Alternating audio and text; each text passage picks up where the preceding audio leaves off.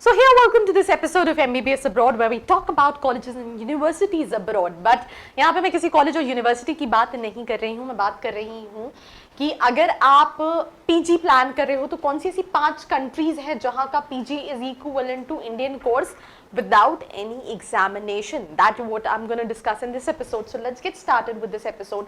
सबसे पहले degrees obtained from Britain, right, Australia and Canada, America and New Zealand. तो ये countries की जो PG डिग्री है वो कहीं ना कहीं medical post graduate course in India के इक्विवेलेंट है. तो अगर आप यहाँ पे करते हैं, बट इन रियल अगर हम बात करें तो यहाँ की क्वालिटी ऑफ एजुकेशन जो है वो कहीं ना कहीं ज्यादा अच्छी है इंडिया से. सेकंड, ये इंग्लिश स्पीकिंग कंट्रीज है. That is the second reason कि यहाँ की जो मेडिकल पोस्ट ग्रेजुएट कोर्सेज है वो इक्विवेलेंट है इंडिया में.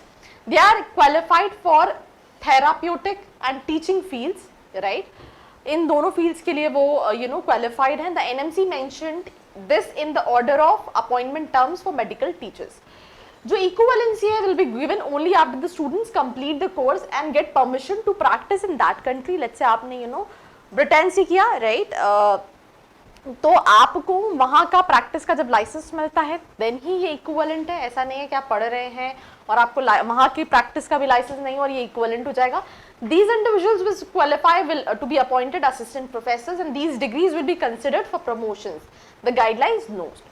Now the courses from non-English countries, जहाँ की पढ़ाई तो अच्छी है बट वो non-English country हैं, जैसे कि for example Japan, Germany, right.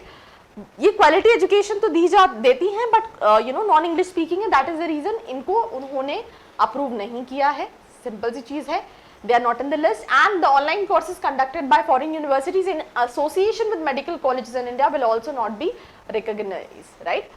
Some such courses even allow examinations to be conducted in India, while some others require traveling to the country to appear for the exam. Students who completed an MBBS degree from abroad can practice locally by passing the qualifying examination conducted by the NMC. And that's all about this episode. So I hope you liked it. Do share it with your friends, and for more such video like this, do not forget to like, share and subscribe. I hope you liked this video. For more such videos, keep watching our channel. And do not forget to like, share and subscribe.